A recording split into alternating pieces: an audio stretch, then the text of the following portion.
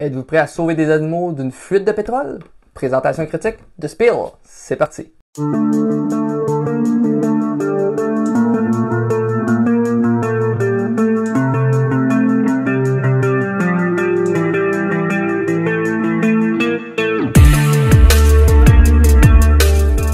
Salut à tous, mon nom est Steve de la Société des Jeux. Aujourd'hui, je vous fais la présentation et la critique du jeu The Spill, un jeu justement de Smurf and Dagger Game qui m'a été fourni par la compagnie. J'ai une version Kickstarter. Je crois qu'il n'y aura aucune différence en fait avec la version retail. J'ai la version non deluxifie. C'est un jeu du designer Andy Kim qui en est à son premier design.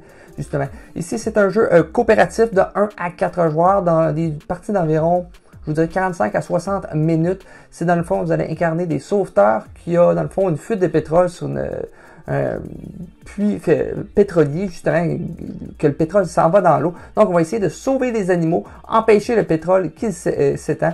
Dans le fond, c'est un jeu qui reprend un peu le principe de pandémie où est-ce que nous avons des points d'action et nous allons devoir gérer des crises autour, tout en essayant de remplir certains objectifs, des objectifs qui seront différents d'une partie à l'autre. Donc, présentation et je vous reviens avec ma critique.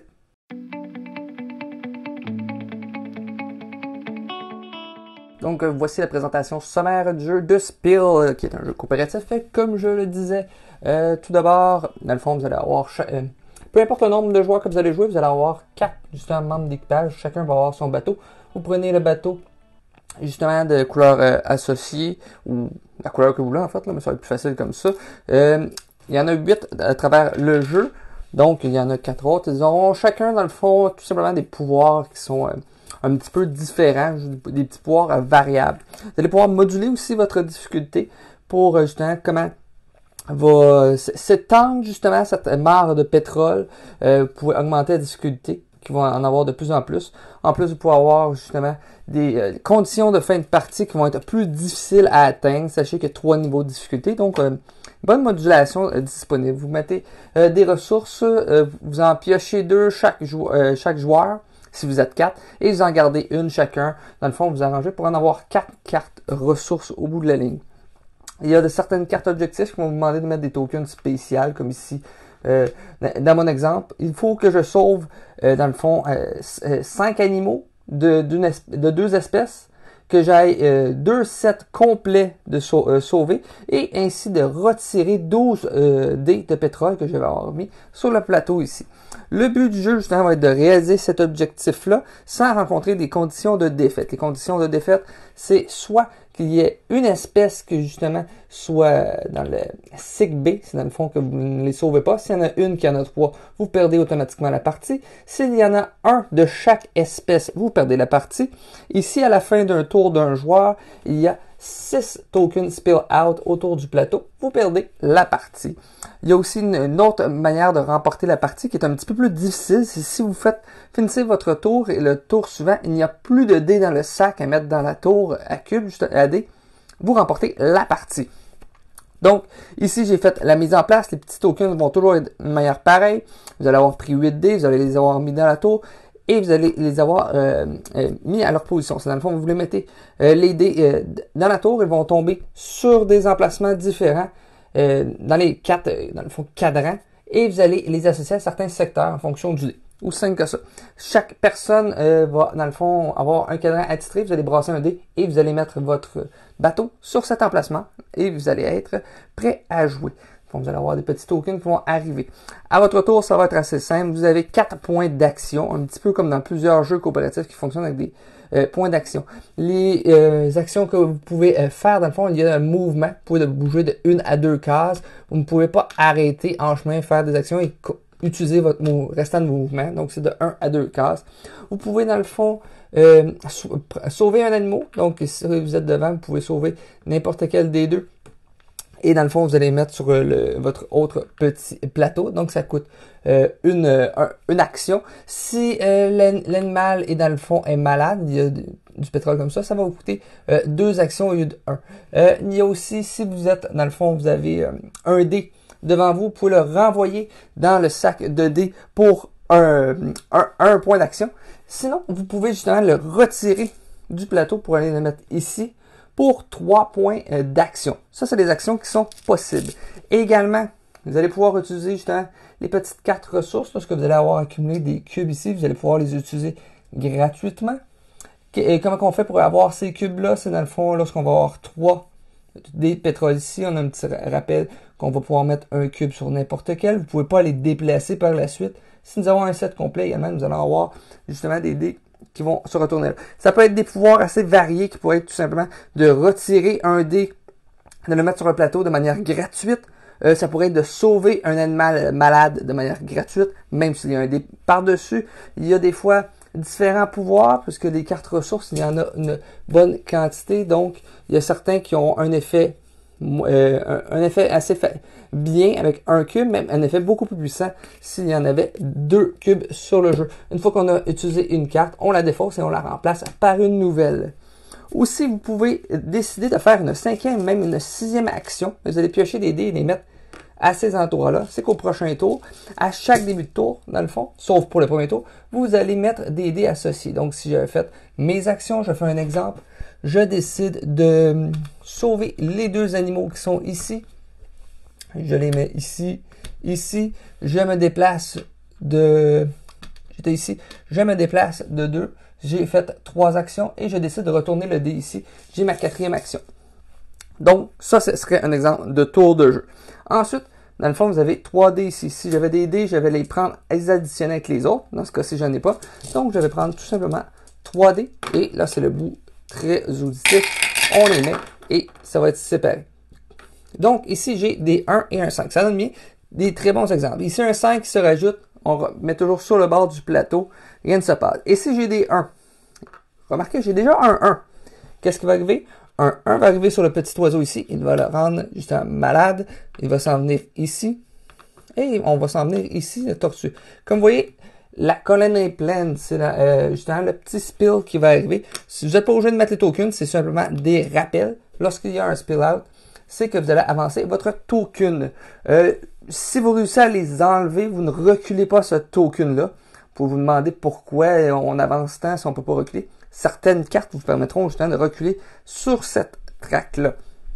Donc, un autre exemple, si c'était mon joueur 3, je pourrais décider d'utiliser 2 actions justement pour retourner ces dés-là. Ça me permettrait justement d'enlever le petit marqueur ici et utiliser une 2e action pour aller sauver l'oiseau qui est ici et de faire ça.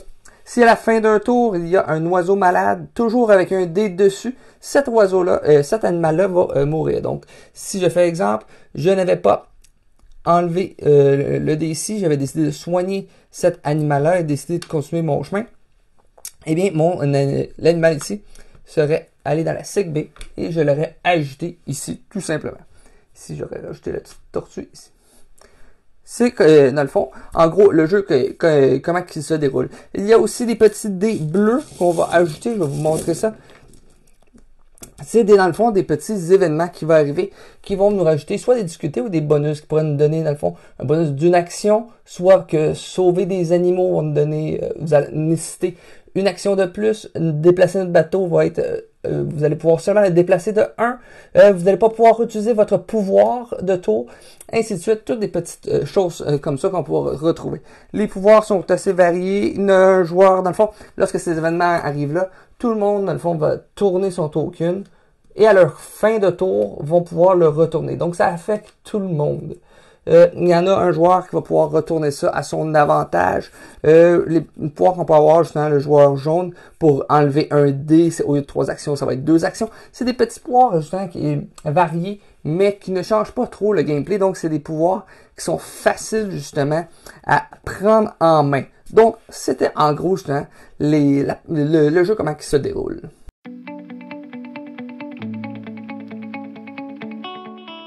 Niveau composantes, on passe pas sous silence cette merveilleuse tour à cube, justement. Je sais pas si la version retail, c'est un Kickstarter que la compagnie m'a envoyé. Il y a des petits collants qu'on avait mis ici. Les collants sont plus longs que l'espace qu'on a. Assez bizarre. La petite tour est facile justement à assembler. Je la défais pas au complet. En parlant de ça, je la défais seulement. J'enlèverai la base, puisqu'il y a un insert dans la boîte que je vais vous montrer. L'insert est plus ou moins pratique, je vous dirais. Un insert où est-ce que justement, je vais rentrer ma tour ici. Comme vous voyez, elle rentre pas flush. La boîte se ferme flush au moins, mais le seul problème, comme vous allez voir, je mets ça ici, c'est que ça ici, si je décide de ne pas le monter, là, ma boîte fermera plus. Donc, il faut le démonter à chaque fois. Un petit irritant, mais ce n'est pas très long à assembler quand même. Des dés de bonne qualité. Je trouve justement le visuel vraiment très intéressant avec justement la mare de pétrole que vous voyez. Les cubes qui sont justement noirs avec un petit fini, comme je sais pas si vous allez le voir. Ils sont pas tout à fait noirs, il y a un petit peu de gris. Je trouve ça vraiment très joli. Des tokens très efficaces pour justement chaque animal. C'est le fun aussi que le setup ne change pas à ça, qu'on se pose pas de questions, combien de tokens j'utilise. On sort tous les tokens, on les met sur le plateau, c'est aussi simple que ça. Plusieurs cartes disponibles, des pouvoirs assez variés. Je sais pas trop pourquoi dans la boîte, j'ai plus de tokens qu'il me faut, par contre, donc c'est assez bizarre. Donc, un matériel, justement, avec un beau visuel, très efficace. Grosse goutte, peut-être un petit peu trop grosse, c'est un peu bizarre qu'elle prenne plus d'espace, mais en même temps, l'important, c'est gauche-droite. On va quand même se souvenir dans quelle rangée qu'on va être. Donc, vraiment très efficace. Des merveilleuses aides de jeu, parce qu'il y a quand même beaucoup d'actions. On pourrait oublier combien de points d'action c'est chacun. Mais comme vous voyez, c'est tout indiqué sur le bas de notre plateau de joueurs. C'est très efficace. Aussi, pour ceux qui ne voient pas les couleurs, justement, les animaux, évidemment, sont de couleur, mais si on voit les animaux. Les bateaux, vous pourriez perdre de vue justement, c'est lequel le vôtre, mais chaque bateau, justement, est différent. Donc, on a pensé aux personnes qui ne voient pas les couleurs. Donc, en gros, pour les composants, je trouve ça très bien, sauf un niveau de l'insert, je trouvais ça assez moyen, je dirais.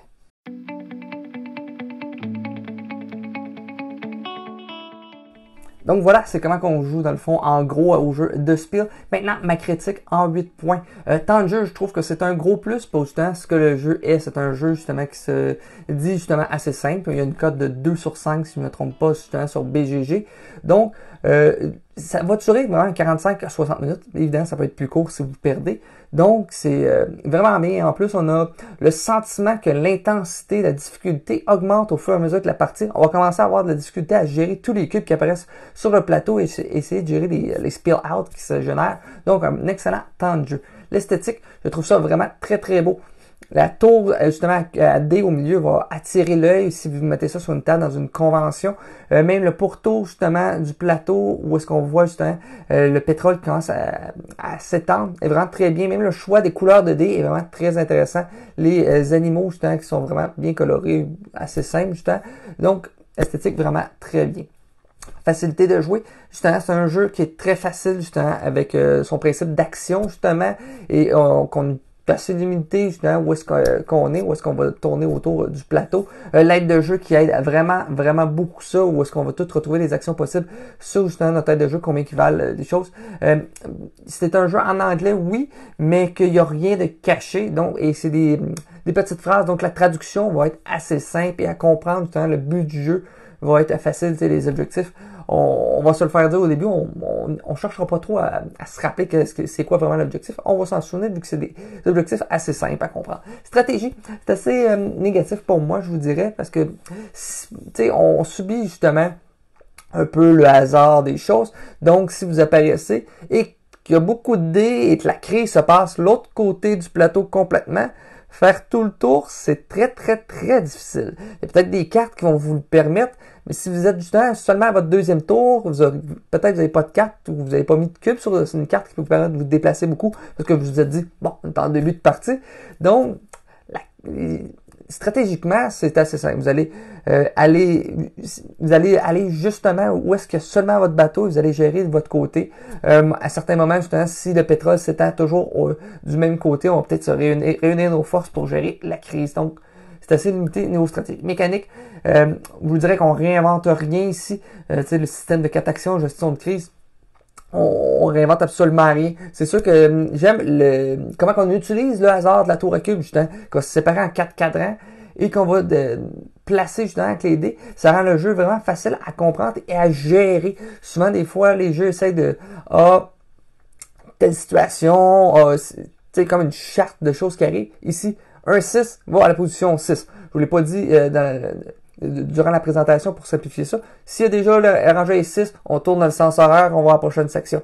Donc, c'est vraiment fort simple pour ça, mais c'est pas à couper le souffle, même les pouvoirs variables, c'est pas des game breakers, mais c'est une manière justement de rendre le jeu assez équitable pour tout le monde. Immersion, j'ai été assez surpris par ça, parce que ça reste un jeu simple et c'est mécanique, mais l'immersion est vraiment là, le sentiment de panique plus que la partie avance et qu'on est pressé, qu'on commence à avoir de la difficulté à gérer une certaine zone, on va peut-être essayer de l'abandonner totalement même.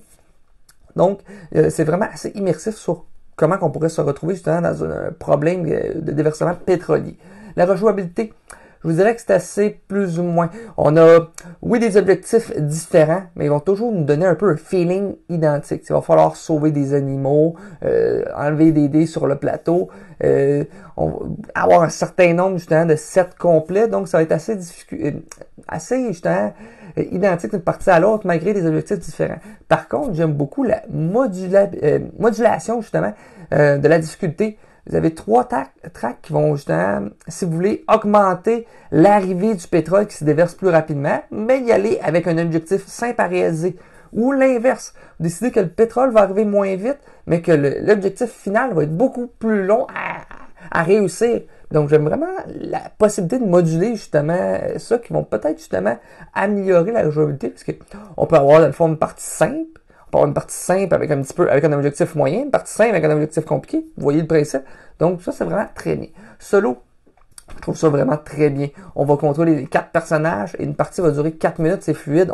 Lorsqu'on met des dés, on va ça va être facile à disperser. Donc, moi, c'est mon genre de solo que j'aime beaucoup. Je vous dirais que c'est un jeu qui va shiner un petit peu plus de 1 à 2 joueurs, à 3 ou 4 joueurs, à 3 joueurs. Dans le fond, tout le monde va gérer le 4e joueur et à 4 joueurs, on va chacun gérer.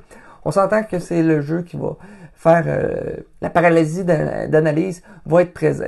Pas la paralysie d'analyse, excusez-moi. Le joueur alpha, justement, va être très présent un petit peu comme une pandémie. Donc, essayez de gérer juste votre personnage, discuter un petit peu des choses. Mais si vous faites cette partie-là, c'est sûr qu'à 4 joueurs, si vous gérez chacun un petit peu votre petite chose, peut-être votre tour va revenir un petit peu plus. Donc, à 4 joueurs, je vous dirais de communiquer sans trop prendre de place tout de même. Donc, au bout de la ligne, ça fait un note sur 8 de 6 sur 8. Sinon, mon appréciation personnelle, je l'ai seulement joué à 1 et 2 joueurs, justement. Et j'ai vraiment aimé sa simplicité du jeu. Il y a peut-être un petit point négatif que je vous dirais, que j'ai pas noté justement avec les composantes quand j'y repense. C'est la tour à cube lorsque vous êtes en solo. Si vous droppez des dés, vous avez vous voyez pas les dés, peut-être qu'il va y avoir un dé caché, vous allez peut-être en oublier un, ou même voir de l'autre côté. La tour est quand même assez haute, donc ça va vous cacher un petit peu le plateau. Mais c'est assez mineur comme problème. Mais j'ai eu vraiment un feeling assez plaisant pour ce que le jeu est. Parce que ça reste un jeu simple, mais qui est efficace. Lorsqu'on veut un jeu de semaine, justement, pas trop se casser la tête, pas nécessairement jouer un contre l'autre, je trouve que justement, The Spill fait vraiment un excellent travail. Je lui donne même une note de 8 sur 10. C'est justement dans les jeux simples. Dans les jeux simples coop que j'ai, moi, c'est rendu mon préféré. Peut-être, mais pas nécessairement le préféré. Je le compare justement à Marvel United, justement, si vous l'avez connu, mais même un petit peu moins complexe. Si vous voulez gérer un petit peu moins de trucs, ça va là-dedans. La dispersion, justement, des dés sur le plateau, j'ai vraiment beaucoup aimé ça. Donc, plein de petits feelings assez intéressants. Si vous voulez un petit peu plus complexe, mais avec une petite tour à cube, justement, assez identique, je considérais The Loop, qui pourrait être une excellente alternative. Mais si vous trouvez justement The Loop peut-être un petit peu trop complexe, ou que vous aimez beaucoup le concept, mais que vous voulez une thématique différente, The Spill pourrait être une bonne alternative. Donc voilà, c'était ma critique du jeu. Si vous avez aimé justement cette vidéo, laissez-moi un pouce en l'air, dites-moi ça en commentaire si c'est un genre de jeu qui vous intéresse. Dites-moi aussi en commentaire quel est votre jeu justement avec une thématique environnementale favorite. Moi, je vous dirais que mon jeu favori avec le petit thème de même, c'est Energy Empire, qui est un jeu de placement d'ouvriers, où est-ce que nous gérons, dans le fond, des usines et de la pollution, qui est vraiment très intéressant, que j'avais fait une critique lorsque j'étais avec le Temple du Meeple. Je peux vous en reparler dans une prochaine vidéo si ça vous intéresse aussi. Donc, sinon, on va se retrouver dans une prochaine vidéo. Ciao!